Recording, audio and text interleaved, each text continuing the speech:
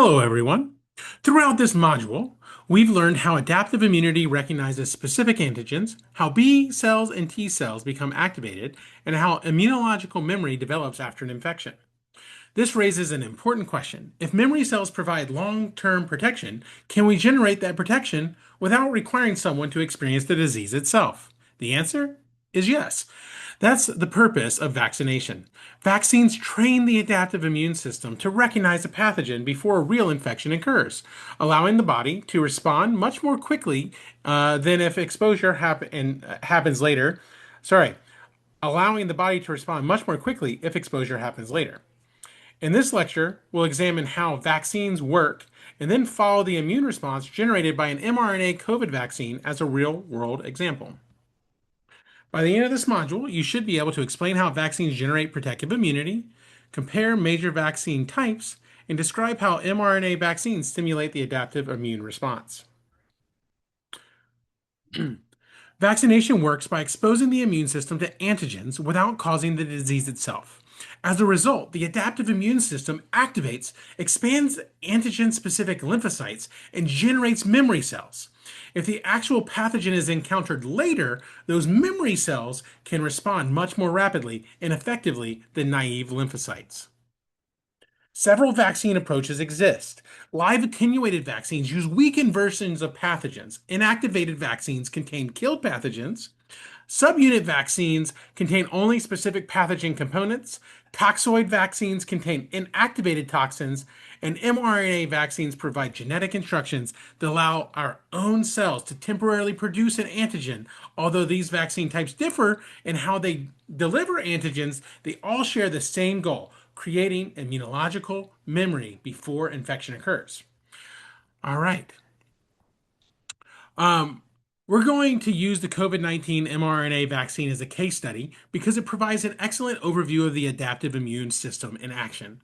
As we follow what happens after vaccination, you'll see many of the concepts from this module come together, including antigen presentation, T cell activation, B cell activation, antibody production, and immunological memory. The COVID-19 vaccine also serves as a useful example because it has received enormous public attention. Yet many people are unfamiliar with the underlying biology. By breaking the process down into individual steps, we can better understand both how vaccines work and how the adaptive immune system protects us from viral infections. Let's follow what happens after receiving an mRNA COVID vaccine. The vaccine is typically injected into the deltoid muscle of the upper arm. At the injection site, the vaccine enters into local tissue where it encounters muscle cells and immune cells. The vaccine itself does not contain live virus. Instead, it contains messenger RNA packaged inside of lipid nanoparticles.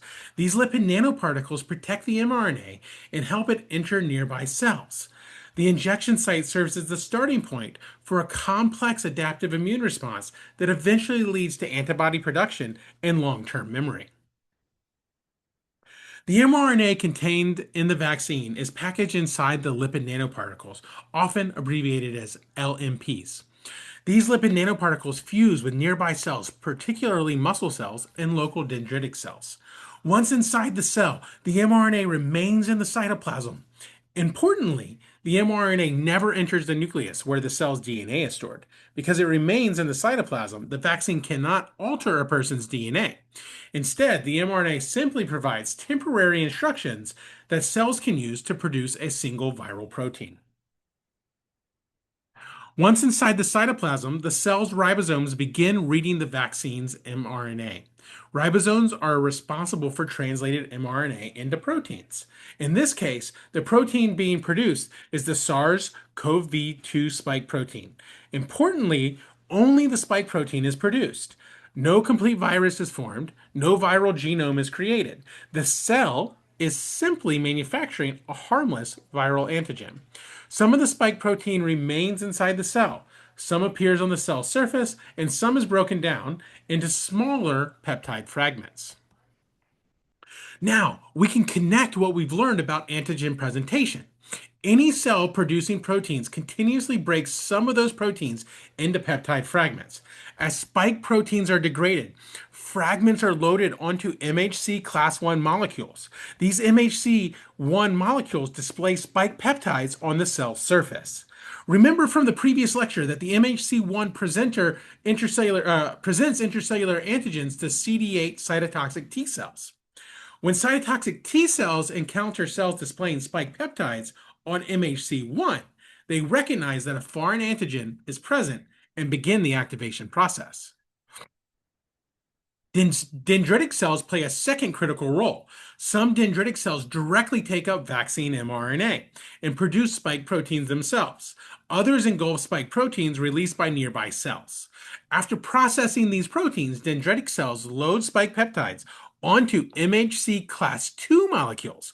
The dendritic cells then migrate to nearby lymph nodes where large numbers of naive T cells are located.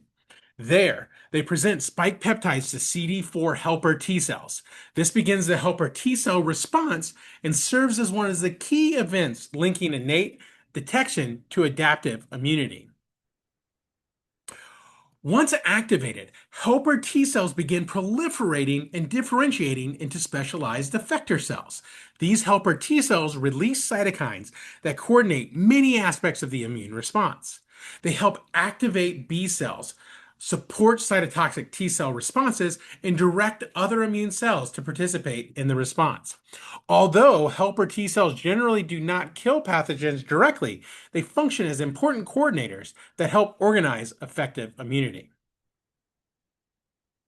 At the same time, B cells encounter spike proteins within nearby lymph nodes. B cells can recognize intact antigens directly using their B cell receptors, or BCRs.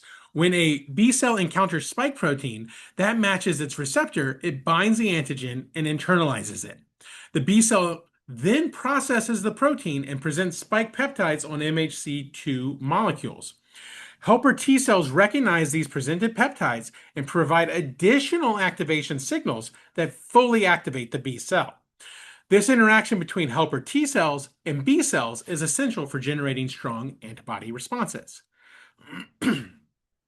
Once activated, antigen-specific B cells undergo clonal expansion.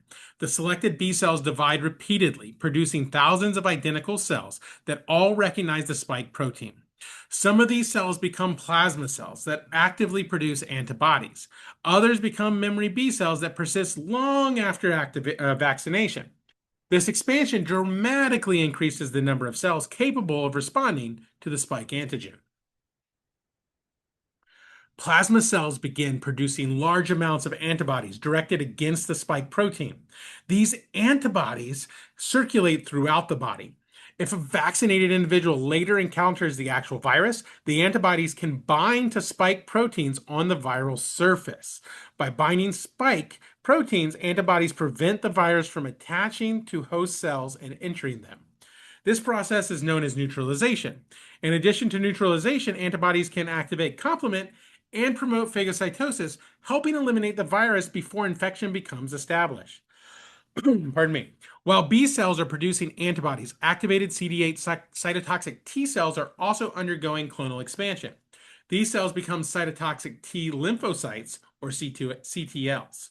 If infection occurs later, CTLs can rapidly recognize and destroy infected cells, displaying spike peptides on MHC1 molecules. This cellular immune response provides an additional layer of protection beyond antibodies alone. The most important outcome of vaccination is the formation of memory cells. Following the initial immune response, some activated lymphocytes persist as long-lived memory cells. These include memory B cells, memory CD4 helper T cells, and memory CD8 cytotoxic T cells. If the vaccinated individual later encounters the actual virus, these memory cells respond much faster than naive lymphocytes. Because of this rapid secondary response, the pathogen is often controlled before significant disease develops. So let's put the entire process together. The vaccine delivers mRNA into local cells. Those cells produce spike proteins. Spike peptides are presented on MHC1 and MHC2 molecules. Helper T cells and cytotoxic T cells become activated. B cells recognize spike protein and receive T cell help. B cells undergo clonal expansion and differentiate into plasma cells and memory cells. Plasma cells produce antibodies, and memory B cells and T cells persist long term. Together, these responses create protection against future infection. Sometimes that protection prevents any sort of infection that's detectable to the host, and other times it just prevents the infection from being severe. In summary, vaccines expose the immune system to antigens without causing disease. This stimulates adaptive immune responses and generates immunological memory. mRNA vaccines work by providing instructions that allow cells to temporarily um, produce a viral antigen. The resulting immune response activates helper T cells, cytotoxic T cells, and B cells. B cells produce antibodies that help prevent infection, while memory cells provide long-term protection. Taken together, vaccination allows the immune system to prepare for future encounters with a pathogen, often preventing disease before it becomes established. This is the end of our module on vaccines. And with that, I appreciate you coming, and I'll see you in the next lecture.